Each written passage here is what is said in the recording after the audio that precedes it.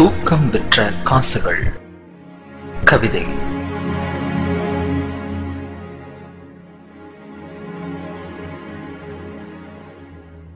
இருப்பவனுக்கோ வந்துவிட ஆசை, வந்தவனுக்கோ சென்றுவிட ஆசை. இதோ அயல் தேசத்து ஏழைகளின் கண்ணீர் அழைப்புதல். விசாரிப்புகளோடும் விசா அரிப்புகளோடும் வருகின்ற கடிதங்களை நினைத்து நினைத்து பரிதாபப்படத்தான் முடிகிறது.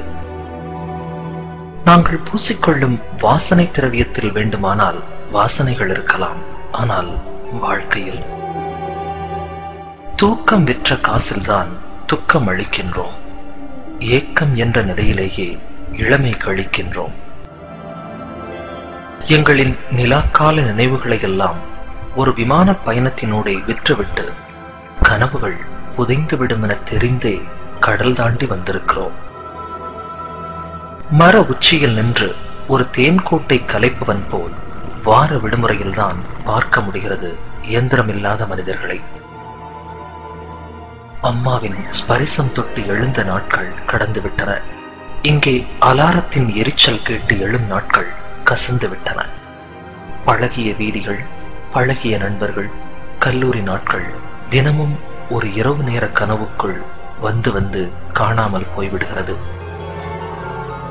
நண்பர்களோடு ஆற்றில் விரால் பாய்ச்சல், மாட்டு வண்டி பயணம், நோன்பு நேரத்து கஞ்சி, தெல்கா, பம்பரம், சீட்டு, கோலி என சீசன் விளையாட்டுக்கள்.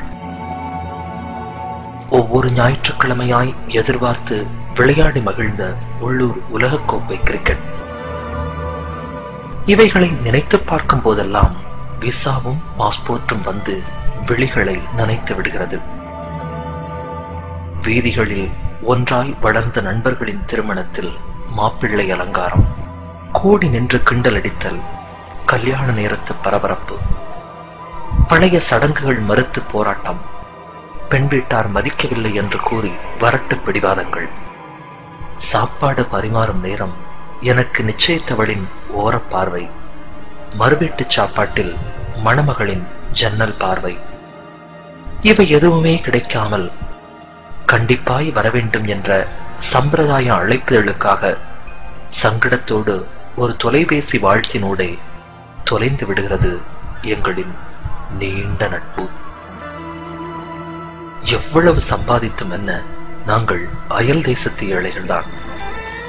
காற்றிலும் கடிதத்திலும் வருகின்ற சொந்தங்களின், நண்பர்களின் மரணச் செய்திக்கெல்லாம் அரபிக்கடல் மட்டும்தான் ஆறுதல் தருகிறது.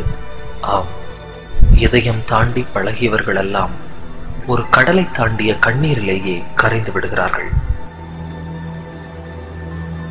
இறுதி நாள் நம்பிக்கையில்தான் இதயம் சமாதானப்படுகிறது. இருப்பையும் இழப்பையும் கணக்கிட்டு பார்த்தால் எஞ்சி நிற்பது இழப்பு மட்டும்தான்.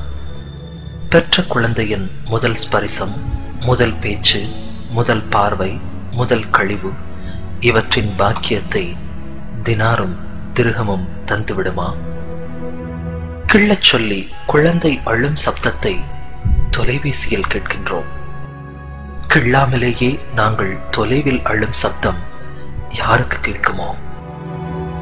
ஒவ்வொரு முறை ஊருக்கு வரும் பொழுதும் பெற்ற குழந்தையின் வித்தியாச பார்வை, நெருங்கியவர்களின் திடீர் மறைவு, இப்படி புதிய முகங்களின் எதிர்நோக்குதலையும் பழைய முகங்களின் மறைதலையும் கண்டு மீண்டும் அயல் தேசம் செல்ல மறுத்து அடம்பிடிக்கும் மனசிடம் தங்கையின் திருமணமும் தந்தையின் கடனும் பொருளாதாரமும் வந்து சமாதானம் சொல்லி அனுப்பிவிடுகிறது மீண்டும் அயல் தேசத்திற்கு.